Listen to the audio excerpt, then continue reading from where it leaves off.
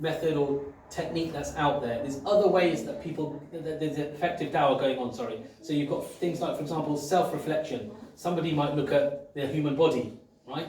The human body is by far, has got some of the most deepest signs are in the human body. Allah talks about this in the Quran. In the human psyche, in the body, it's the most powerful machine you can probably think of, this human body. You know, if you cut your finger with a paper cut, after 20 minutes, what happens? It grows back, you don't even see the damage. You don't even know it was damaged. It's a self-repairing machine, right? And you know, the doctors, they found out recently that in the brain, they discovered a small vessel above a tissue membrane, and this vessel is like a nerve or a vein. It's open-ended on one end, and when it wants to, this nerve or vein, when it feels like it, when it needs to, it drops out a drop of blood onto that tissue membrane. That's what's going on in the brain, microscopic level. They discovered it recently. What do you think the body's doing? Testing. Exactly. MashaAllah, excellent, brother, yeah?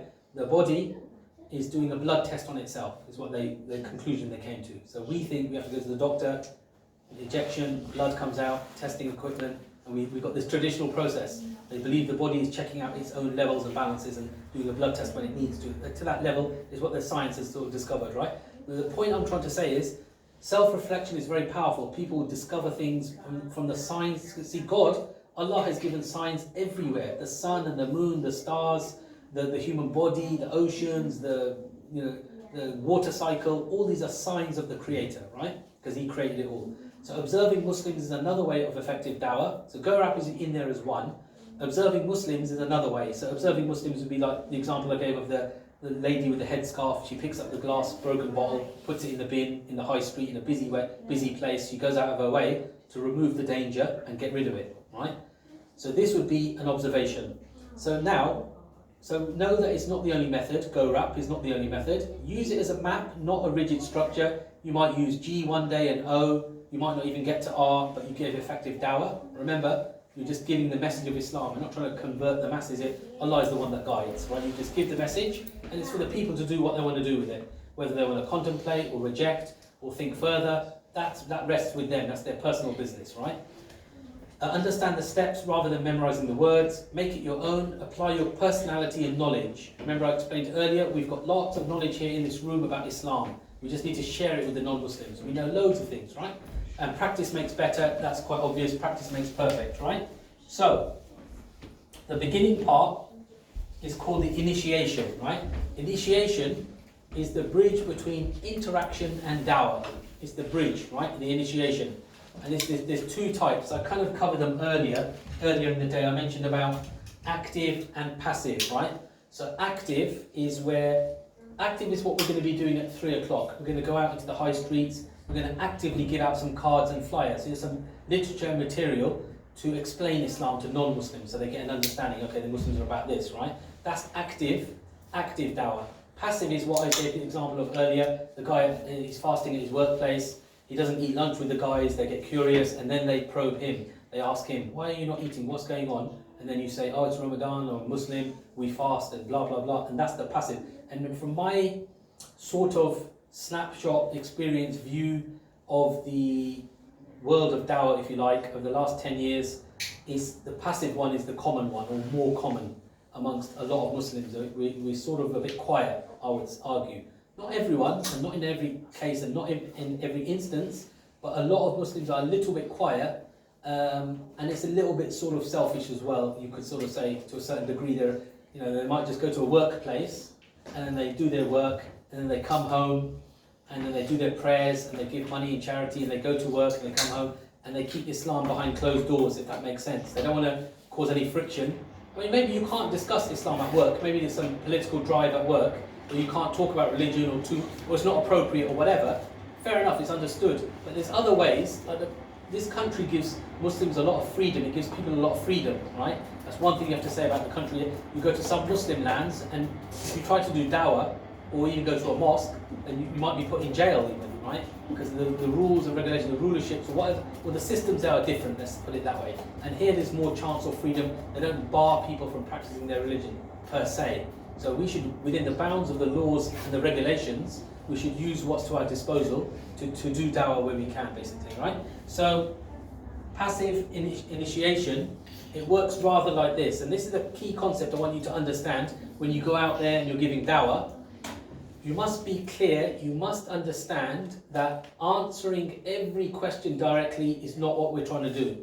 So someone asks you a question, why do you pray 5 times a day? So at this point your character would come in, be polite, shake hands, smile, greet them, thank them for asking the question. That's an excellent question, Mr. Smith, brilliant question. Yeah, thank you so much for asking, for taking the time to ask me, a Muslim. You actually came to a Muslim and asked, you know, end of the day, if you've got a bad tooth, who do you go to? The dentist, the school teacher, or the policeman? You go to the dentist, isn't it? So the same in Islam, if you really want to know the truth, go to the horse's mouth. Don't go to the media, CNN and Fox and BBC. Don't go to people that don't live it, yeah? Go to the ones that are following it, right? So thank them and everything, all the good stuff. You know, we spoke about character earlier, very important. Show good manners, good respect, show good character.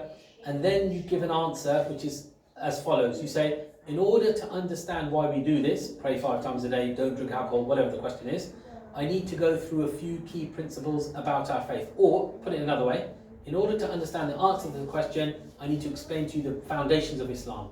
So you didn't answer it directly, because you might not have Quranic verse X, Y, Z. If you've got it, you can answer it, that's not a problem. But in most cases, answering these questions, bang, bang, bang, bang, you won't control the dialogue, and it'll just be an endless loop of questions, and you'll be stuck. You might spend 2 hours with someone, and they might have the intention just to waste your time anyway. I'll just play games with this Muslim, I just want to be mischievous, and it's a waste of time, right? So you bring it back to the key foundations of Islam. That's the concept that you've got to understand. So the first thing's easy. Someone asks you a question, character kicks in, because your character could be enough to win them over and show them the true nature, the true truth of Islam, the actual truth of it. The concept, okay, in order to understand your really good answer to your excellent question, can I explain to you the foundations of Islam? Because the answer lies within the foundations, right? It's not the side issues, right? And then you look for an agreement. So either they agree, yeah, I've got 20 minutes, I'm in Cornwall, it's a Saturday, I've done all my shopping, I've actually got 5 minutes, fire away, tell me what your religion's about. I'm actually quite interested, right? And then you've got a chance then to explain. If they obviously say no, busy, got off to catch a bus, I'm about to start a work shift, then obviously don't push it with them. You know, the person's busy, you politely ask for an agreement whether they agree to listen or not. If they're saying they're busy, then let them go on their way. Don't push it further, because that's bad manners anyway. Right? Let them go on their way. Maybe give them a book or a gift, some sweet or something you've got with you, whatever it is. Don't leave it totally cold. Leave it in a good light. You know, with most people in the street, if they're busy, especially London is very busy and very rapid. Here you actually got more of a life here, right? You've got people that are more calm and relaxed. I'd probably argue there. We'll talk about the fitra as well, but I think they're more closer to the fitra here. In my view, they're more family focused and friendly. That's my perception of Devon, right? You can see, guys, I'm trying to get out of London slowly, right?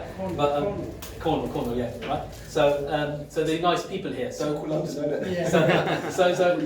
basically, give them a book, give them a polite goodbye is what I'm trying to say. Don't just fob them off. You know, you stopped them, you took time to meet them. That's a good thing in itself. You made friends with them. Give them a gift. Give them a small copy of a dawah book, a book about the Quran, or even give them the Quran if they want it. Give them a copy of the Quran in English. Obviously, remind them this is not the Quran. This is the English translated meanings of the Quran. The Quran is a book in English. The Quran, you have to know Arabic to understand it in its pristine form. But to get an understanding of it, a reasonable understanding of it at an acceptable level, English is fine. Because that's what works for me. When I was back in Essex University, nearly 25 years ago, yeah, when I was there, and I picked up the timetable, I couldn't speak Arabic or read it or understand it at all. So for me, the only English worked. And that was the thing that gave me clarity. The one verse of the Quran gave me clarification about Islam. So it works, right? That's the power, that's actually the miracle of the Quran, if you think about it. It's a book in Arabic, but even when you put it in different languages, the meaning that carries through, super clear, super powerful, right? The message of Tawheed. So some circumstances, guys, brothers and sisters, some situations will obviously merit a different sort of response. Like someone comes to you and says something really ridiculous, you're not going to stand there and say, in order to understand the answer to the question, I have to explain to you the foundation. It doesn't really flow. Some of the ones that come up, they're very rare, but they're good to know about, just to show you that this go-wrap method is not some bulletproof, impervious system. You need to work with it, right? I just want a yes or no. So Hassan, someone comes to you, I'll give you the example we spoke about. If someone leaves your religion, you have to kill them. Yes or no? Well, I just want a yes or no. Well, if there's a situation, obviously, if someone... No, I'm like an EDL guy, and all I want is a yes or no. Yes or no. I would say that... See how he can't do it, guys, right? Yeah? Okay, fair enough. You know what? How I would answer it, brothers and sisters, right? It's a good technique in Dawah, it's called turn the tables. If you turn the tables, like if someone comes to you, which we'll cover a little bit, if someone comes to you and say, prove your God exists, the way I would answer it is I would turn the tables. If it was like an atheist, for example, I'd say, no, you prove he doesn't exist, because I have full conviction that he exists, now you prove he doesn't exist. Right? You turn the tables. So for this one, if someone says to you, someone goes, Murtad, you kill them, yes or no, what I would say is, how many days in the week, yes or no? Or what is your name, yes or no? Show them the futility of this yes and no thing is a wrong technique that they're using. So it's a weak system that they're trying to use. You know, politicians use it. They try to force someone this way or that way. Yes or no doesn't always work in life, right? So another one, I heard you want to kill our babies. So again, you're not going to use the go-rap thing now. You're not going to say, in order to understand the answer to your brilliant question, I have to explain to you the foundations of Islam. It won't work. Yeah, you need to tell them straight. Of course Muslims don't want to kill babies. Which Muslims want to kill babies? That's ridiculous, right? It says in the Quran, if you kill one person, it's as if you killed all of humanity. This is the antithesis of Islam. It's alien to Islam to take the life is sacred. It's not a small thing. We're not talking about dropping litter in Devon High Street. I dropped a crisp packet on the floor. I just dumped it on the floor. That's not what killing is like. Killing is a major sin. And also is the opposite. If you save a human being, yes, it's as though you save all the humanity. All the humanity, yes. Which is what, yeah, exactly. If there was a lady or someone, an elderly person in the high street in Devon, and someone's trying to take their wallet or purse, and you have the power to overpower that yob or whoever it is, and you did it, and you saved that lady's money and wealth, or you saved her life or whatever, huge rewards, yeah. And Muslims will do this. A true Muslim will save anyone. They won't look at. They'll see. Remember what I said. The common element is everyone in this room here, we're human beings. And there should be mutual respect and understanding, cooperation, compassion, mercy. It has to all be there because we're human beings. We've got feelings, yeah. We've got lives, complex lives, and X, Y, Z, right? So another one could be, how do you know God exists? This one will cover a bit more in depth in the course, right? How do you know God exists? We'll give a rational breakdown because this one is more detailed, right? Because remember, you can't prove God exists, really. You can't prove it in the sense that, in a sort of scientific realm, because God is transcendent. He's in the metaphysical realm. He doesn't dwell in the creation, right? So you can't say he's here and give a proof for God. He doesn't exist in this material world. You can't point to God and show him. But there's ways that you can make a person think, using their reasoning, that there's an existence of a creator, right? And it's important to understand this because God or Allah, he doesn't talk a lot in the Quran about the proof of his existence, right? You can count it maybe on one hand how many times Allah talks about the proof of his existence. Why do you think that is, brothers and sisters? You might think that God will talk a lot about proof of his existence, and then many people will become Muslims. Why do you think he doesn't do it? There's one reason. Now, there may be a number of reasons, but there's one reason I'm thinking about. What do we all have that's within us? It's just because it's fitra, isn't it? It's So, already built in when we Yeah. actually not been born. It's already been Programmed. programmed. 100%. Marshall, excellent, brother, excellent. That's exactly the right answer. God, Allah, has given the fitrah, that's what we're going to talk about now. The fitrah is in every single human being. Everyone, non-Muslim and Muslim. The fitrah, what it is a natural disposition that God has. It's like a coded state internally in our souls to worship one God alone. So every child that's born believes in one God. Yeah, whatever the child grows up to be. If he's like a 7-year-old atheist and his dad is Richard Dawkins and all he says all day long is there's no God, there's no God, there's no God, he still has got the fitrah. It's in everyone. Trump has got the fitrah. All the guys have got the fitrah. Everyone, every man, woman and child has got this fitrah. But what happens to it is, and our end goal, by the way, is to awaken the fitrah. The truth from within, to awaken the fitrah. Because it gets polluted, right? I'll explain a bit more. So the Prophet Muhammad, so remember the fitrah is a natural state, right? So the Prophet Muhammad, peace be upon him, sallallahu alaihi wasallam, he said, every child is born in a state of fitrah. You know this thing, this Arabic word, fitrah, right? Then his parents make him a Jew, a Christian, or a Magian, right? Or Magian, fire worshipper, right? It means whatever it is, whatever they make him a Sikh or whatever. It's giving an example that the parents will mould you into whatever you become. You become a Christian, you believe Jesus is God or whatever, or the Son of God. You get moulded as you grow and develop, or the environment moulds you, right? Another verse says, can there be doubt about God, creator of the heavens and the earth? Adhere to the fitrah of Allah, upon which He created all people. No change should there be in the creation of Allah. That is the correct religion, but most of the people do not know. So what happens in the next diagram, here's the fitrah. Now we're not saying, in IERA, we're not saying it's located in the heart. It's not in what we call in Arabic, you call it the qalb. Yeah, it's not in the heart. The heart just represents that the fitrah is within the human state, yeah? The fitrah is more like a metaphysical concept. Again, it doesn't dwell with a physical dwelling space, if you like. It's a programmed kind of conceptual state, if you want to call it that. It's something that Allah has encoded in human beings, right? So it doesn't dwell in this part of the body, right? So it gets clouded. That's what happens to it. Remember we spoke about the clouded fitrah. And this is the state of the non-Muslim. The fitrah has got clouded. Trust me, the Muslims' fitrah is clouded a lot as well. With the state of the Muslim world, a lot of us have got clouded fitrahs. We've gone away from Tawheed, right? However, there's certain things, as you see in the slides, and what they do in the next picture, you see it unclouds. I don't know if that's showing it on there, that's the one. It unclouds the fitrah. So these things are not the exhaustive list. These are some of the things that uncloud the fitrah. There could be loads more, right? So for example, Revelation, the Quran itself unclouds the fitrah. Yeah? The Quran itself unclouds the fitrah. So Allah talks about in Surah Nur, which is a chapter of the Quran, Allah talks about Nurun ala Nur.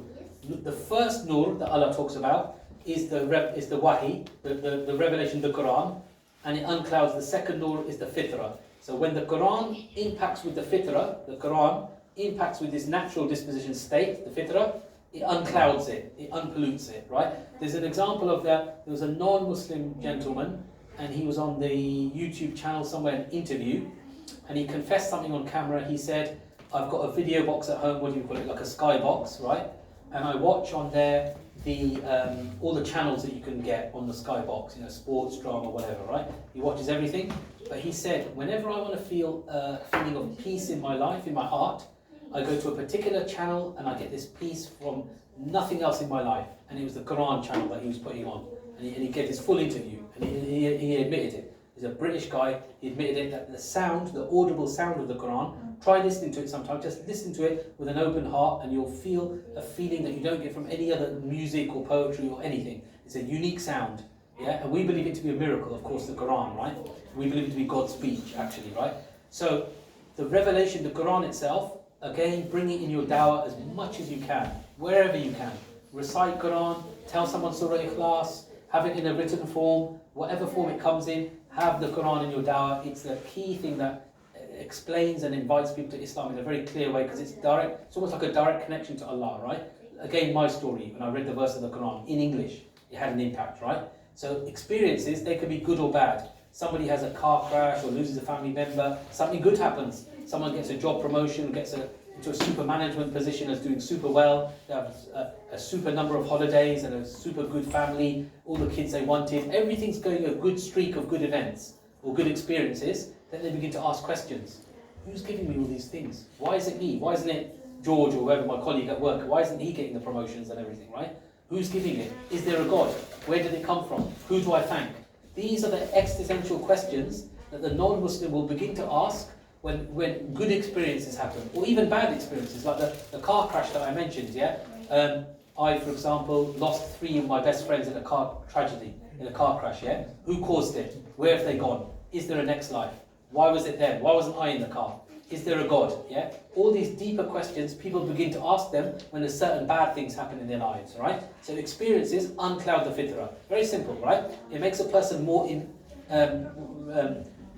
line or inclined to understanding Islam and God again. It wakes them up. You know, there's these God moments in people's lives, if they call it that. I had a God moment, you know? Something happened, like this car span out of control on the motorway and it crashed in front of me and I saw it burst in flames. You know, even once when I was driving somewhere, myself, I was literally, I still can't believe it to this day, but I was driving up the motorway that way, and there's the opposite motorway lanes that way, and this happens sometimes. There was a car on fire.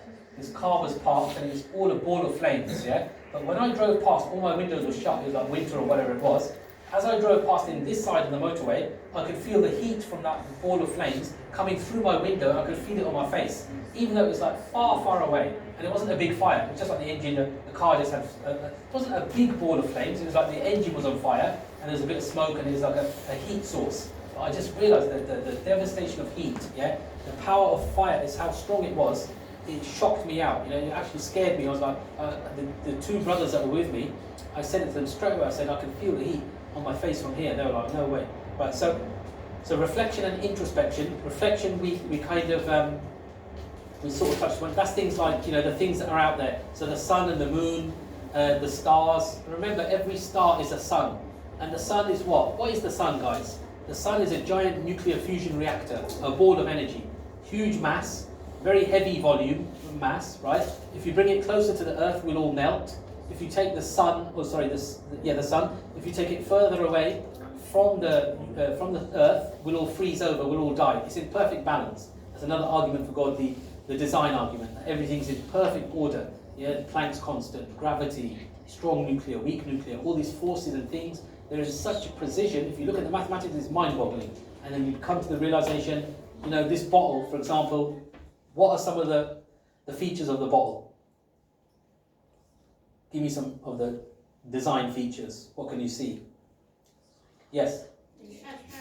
Transparent, excellent. You can see, you've got a master guy there. Look, he's saying transparent because you can see how much water's in there. If it was solid, covered in plastic or whatever, sticker, I can't see how much water's left. So that's one design feature. Anything else? Is it heavy? Is it light? It's light, isn't it? Lightweight plastic, easy to transport, yeah? It has a label, tells you what it is. It's what, sorry?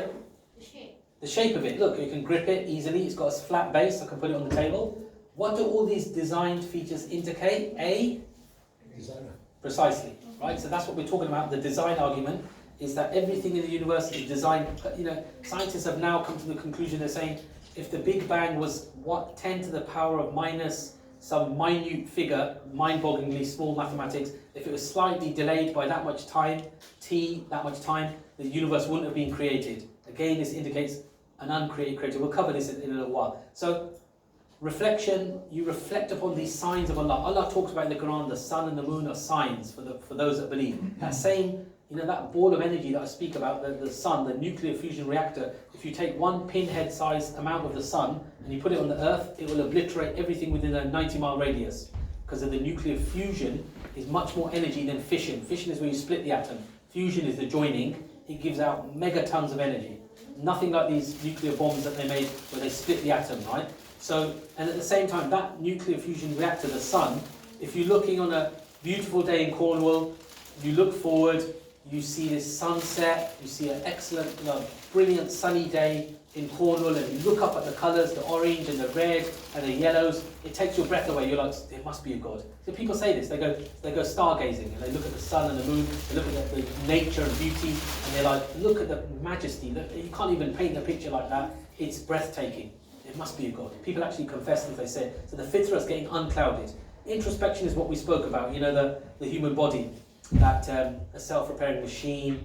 You drink water, the doctors don't know exactly what's going on. Yeah, we know there's kidneys, there's a stomach, it gets digested, you urinate afterwards, it comes out. Do they know the chemistry and biology at every phase, at every stage in the body? The micro reactions that are going on with water, H2O, going through the systems and the biology? They know very little. So this machine, when people introspect, like a doctor might look at something, like there was an atheist lady, and she's a midwife, the lady that helps the babies get born. She's always in the operating theatre, always watching the babies being born. She's an atheist, but she confessed one thing, and she's an atheist, right? And I'm not trying to stereotype atheists, they come in different packages, right? Not all of them are the same, but she made the confession, she said, if anything was to make me believe in a God, or Allah, the creator, or whatever, it would be this childbirth sequence, because it's so mind-blowing. And if anyone's a father here, you'll know what the lady's talking about. If you see that, the baby coming out, it's just something else, right? It's amazing, right? So all these things going on, rational arguments, we're going to cover it in the next slide, right? So, common sense. I've skipped a few slides, brothers and sisters, because they were not essential for the actual thing.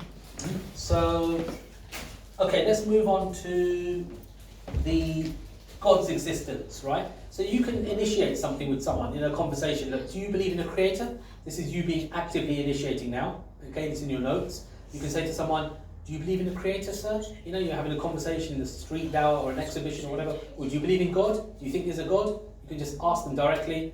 Then they state their belief. Oh, sorry, you state your belief, sorry. You say, I believe in a creator, or I believe in God. And the reasons why I believe in this creator are, and you start giving your reasons, and then you look for an agreement. Would you agree there's a creator or not? And these are the reasons. We're going to do a little bit of analysis now. I'm going to get you guys thinking. You've got to start giving some answers and stuff like that, right? So, yes, that card is over there, isn't it? Can you hold it up? Yeah, look, see the same slide is in the form of a Dawah material, a card. It's the design argument. That mobile phone, if you saw it in a desert, right, the mobile phone, you wouldn't think it just came from nothing, would you? It didn't just get there on its own. It's the design features. It's got a glass screen or whatever. Anyway, what we're going to look at is the Quranic verse. It's chapter 52, verses 35 to 36. In Arabic, it's called Surah Tur. Surah means chapter. Surah Tur, and in the Arabic, there's Am khuliqu min khayri shay'in, Am humul khaliqun. That verse there in Arabic. And the second verse there, Am khuliqu samawati wal arda bal la yuqinun. Rather, they are not certain. So what you're saying is, or were they created by nothing? So it's talking about human beings, if you like, people, right? Or were they created by nothing? Or were they the creators of themselves? Or did they create the heavens and the earth? Rather, they are not certain. This is what the verse is saying. So it's a rhetorical verse. If you look at it, it's a rhetorical verse because Allah, the creator, is saying, rather they are not certain, meaning it's obviously me, God, that created everything. That's what God is saying in the verse. But he's also giving a comprehensive breakdown of different options or possibilities about the creation, right? So this is a rational proof of God's existence in the Quran. But remember what I said earlier, these sort of verses in the Quran you can count on one hand because of the fitrah, that God has already let everyone believe in his existence. It's already within us. It's deep down, it's polluted, it's buried, it's covered, it's got clouded, but it's within every human being, right? And you're trying to uncloud that pollution, right? As we explained, the things that can do it. So look, or were they created by nothing? How, in a Dawah situation, would you counter that phrase? If someone tried to say for example, it's a militant atheist, someone like Richard Dawkins or Sam Harris or whatever, and he's adamant that we came from nothing. How would you counter that? How would you oppose that statement that we came from nothing in a simple sentence? Very simple. Think simple. Think of the word nothing. Nothing by definition is no thing. Excellent, brother. So what comes from it? So nothing by nature can bring only nothing. Good. Something Nothing, can't come yeah. from nothing. If something can't come from nothing, in other words, nothing comes from nothing. It's basic philosophy. Sometimes we forget, sometimes in our busy lives, we're very busy with work and family or whatever, we don't think about these things in a deep way, but it's basic philosophy. Remember I said in this course, there's no deep philosophy. But the concept is that nothing comes from nothing. If a scientist ever tries to tell you, or anyone, that there's examples in nature or something that something can come from nothing, they've redefined the nothing. That's what Professor Lawrence Krauss did. He's an academic professor. He did it in his book, which is quite disingenuous. If he was an honest guy, he wouldn't play around with nothing. His nothing in his book is something. Exactly, brother. And his something is a sea of quantum fluctuating quarks or atoms or whatever. It's not atom, sorry, energy or something like that. It's actually an absence of all particles. There's quantum mechanics now. It's very deep stuff. It's an absence of all particles, but it's still something, a sea of quantum fluctuating energy, or whatever he defines it as. It's still something, isn't it? Because the question you can ask is, can the nothing even exist in the real world? What do you think? It's a bit of a heavy question. It can't, can it? People are shaking their heads. You can't get nothing in this life anyway. I can't say here's a sphere, a ball of nothing. Here's a ball of nothing. Because number one, you call it a ball. That's the first thing. Number two, it's got an edge. It's got a periphery. It's touching the space around us, the air, or whatever. It's no longer nothing. Nothing existed. There's always been Allah, and there was no creation. You could call it nothing, and then Allah created the creation. That's how we understand it in Islam. We don't try to overthink it. Don't overthink these concepts. Some of it will blow your minds a little too far, right? Don't overthink these things. It's very simple. So the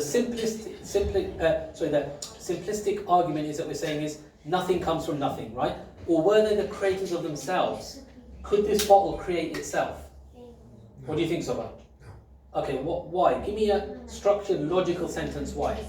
Because I mean, I've watched a guy was doing Dawah. He was doing Dawah about charity, fundraiser. Yeah. So he was inviting me. Mm-hmm. He said, why should I believe in God? I said, well, why should I? He said, because I haven't seen a God. Right, fair Why enough. should I believe in God? Yeah, yeah. I said, okay, this is my mobile phone. Can you tell me it came from nothing? So he had no answer. Yes. He said, have you seen God? I said, look, I haven't seen it. Have you ever seen the wind? Yes. You believe in the wind? Yes. He said, yes. I said, do you see the wind when the wind comes? So he had no answer. Yeah, yeah.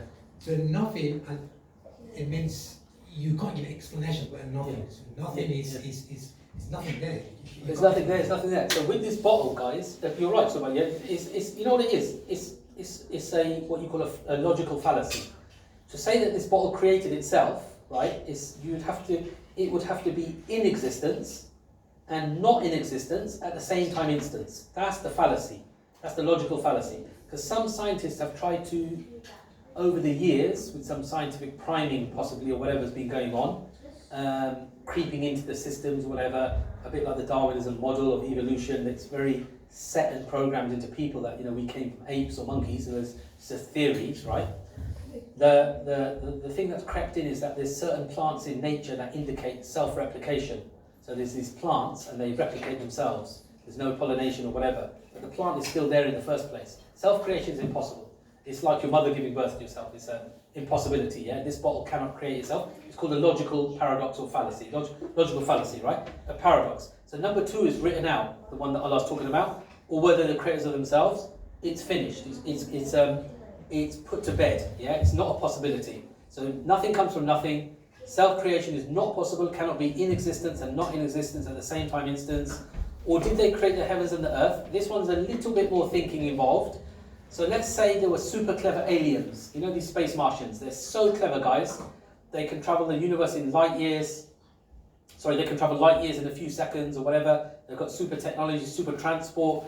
They communicate in ESP. They've got things that make the internet look like smoke signals. They're so advanced that they created parts of the universe and then they just replicated that creation. They made a few humans, chucked them in there. They replicated it, built it up like an architect or designer or whatever, put it all together, and then the universe was there. And these super clever aliens, they created the universe.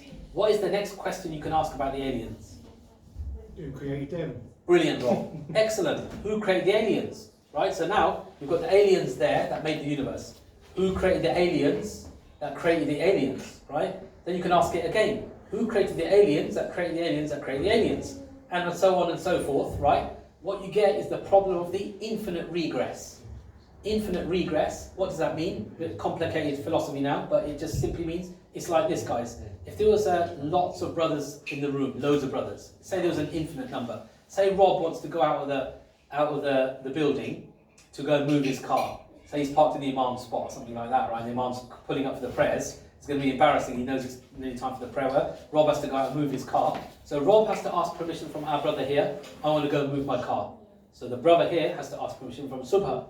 Subha has to ask permission from Muhammad. This goes on. If it went on with an infinite number of permission chain, would Rob ever go out and move his car? Just to define infinite Yeah. meaning an endless number of chain. Yes, sorry. So There's infinite no- meaning there's non-ending number of brothers in the room. Would Rob ever go and move his car? No, he wouldn't, would he? Because they're waiting for in a state of the infinite regress, right? And this chain, it's a theoretical state anyway, but it's an impossibility. So the problem is the infinite regress. Sometimes people ask this very kind of loaded question. It's a very ridiculous question. And again, I turn the tables when I get asked. If I'm ever asked this question, I'll turn the tables. The question is, who created God? That classic.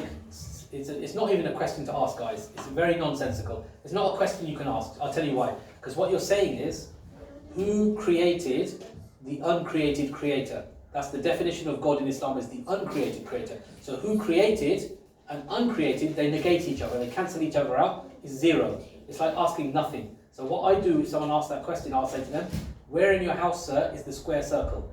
Where in your house, sir, is the square circle? So they get to realise this is a nonsensical question. Yeah, it doesn't work. It's an impossibility again. So it gets people out of their comfort zone because they're sometimes carrying baggage. They're carrying baggage that someone else has put this doubt out there, and they're carrying it on and further, right? So it's not a question you can ask. But the good thing about the infinite regress and who created God is you can ask who created the God that created the God, and who created the God that created the God that created, and you get the infinite regress. So the question of who created God can be countered with the infinite regress argument anyway. Because who created God, you have to ask who created God. So basically what it's saying is something itself created could not have created the heavens and the earth. Itself is created. How could it create the heavens and the earth? Itself is created itself. It can't have created the rest of the universe, right? So the answer is, as Muslims believe, our theology in the Quran, our belief, rather they are not certain, meaning it is Allah subhanahu wa ta'ala, He is the creator. It's simple as that, yeah? And as I explained, He created the heavens and the universe, the whole universe, without any prior example, no teacher before Him, no one to instruct Him. He just created it from His loving will. Because He created us, like I said earlier, God wants us to be in the paradise. Islam is a religion of ease. He's not a cruel God. We made this clear earlier. He's not a cruel, wrathful, vengeful, malicious. He gets more powerful by sending tsunamis. He's not that sort of God. He's an all-loving, all-kind, all-merciful, all-wise, all-seeing, all-hearing, super powerful being that out of His mercy, He created the humans, He created the universe, He guided people to Islam, and the end goal or destiny is the paradise. We'll talk about paradise in a little while. So the 4 possibilities are there. Was not really, the 4th is the answer, if you like. So created from nothing, nothing comes from nothing. Self-created, we know it doesn't work. Created from something that itself was created, doesn't work. Created from something uncreated, that's exactly what Muslims believe. So in your explanation to a non-Muslim about God's existence, these are good little points you can bring, right? But you don't have to be rigid robots. You don't have to, okay, I'm going to bring the genie and I'm going to be like a robot and I'm going to go through it. You can bring your own. Remember what we're trying to do in Dawah? You're trying to become the best friend of that person within 10 seconds, whoever you meet. So sometimes let them talk about their life, and sometimes I just talk to people and they offload things from their lives, from their shoulders or whatever. They've had a hard day, or they've had a hard family, something's going on, and they just want to offload. So let people talk, let them vent their frustrations and their stories and experiences. Some people have had tough lives, yeah? And they just want to share and just they want a good listening ear. So sometimes it is very good to just listen to people and let them and maybe talk less and let them talk and explain their situations or whatever. Sometimes it can come in different forms of dawah. Whatever you do, just be good friends with them, right? So oneness, the way I like to explain it, it's very simple, like one powerful thing, explain your belief. You can bring Surah Ikhlas. So Surah Ikhlas is Qul Huwallahu Ahad in Arabic. God, say He is God, the one, the eternal, the absolute. He begets not, nor was He begotten, and there's nothing like unto Him, right? So He wasn't born, nor does He give birth, and there's nothing like unto Him. This is a very powerful explanation of the oneness of God, right? He's the eternal, the absolute. He's been there before time, space, and matter. He's very powerful. Yes, did you have a question? If we move on to the next thing, like, it's kind of weird that Allah was, like, he was always there. Why is it weird? Yeah, He's always been there, even before time, space, and matter. He's always been there. He wasn't born. He never was created. He's always been there, and He always will be there because He's never born, nor does He die. That's what the Muslims believe, basically. Does it make sense? Not really. But the reason why you probably find it hard to understand, because we're in the world here, you've got time. But there was a time, if you like, when there was no time. There was a stage when there was no time. Time wasn't even created. And Allah's existed in that realm, in that area, in that space, if you like, or that place, or that that existence, where there was no time at all. So even before time, Allah's always been there. He's always going to be there. Because it's from, Allah's names, as I explained earlier. Allah is Al-Awwalu in Arabic. We say Al-Awwalu means the first. Allah's the first. So it means there's nothing before Him, and He had no beginning. And Allah is Al-Akhiru, the last, and He has no ending. He's never going to pass away, He's not going to die, He's not going to finish. So when we say eternal, we mean forever. Allah's there forever. It's quite simple. Have a think about it. Think about it a bit more. Maybe go back to the Surah Ikhlas and read the Quran, and you'll get a better idea. Yeah, Please excuse me. Yes. Please excuse me. Oh yeah, sure, no problem. No Thank you very problem. much Yeah. for your Nice to have your company excellent aboard. talk. Thanks so much. Yeah. Yeah, but if you think, keep asking me No, different questions. Oh, does it? Doesn't About Allah. Go on. but if you think about it, when is the end of forever? When is the end of Allah? Forever. I don't understand your question. Sorry. When is the? End of forever. When is going to There is no end of forever. That's why it's called forever. forever goes on forever. Does that make sense? Like there's no, like, you know, our existence, us, you know, you were born as a little baby, then you grow up, inshallah you go to Jannah. In Jannah you live forever. You know, you're not going to die in Jannah, there's no ending. It's called infinity. It means that time just keeps going on. So you go on forever. And Allah goes on forever even before we were born. He's been there. That's how it works. Okay, inshallah. So,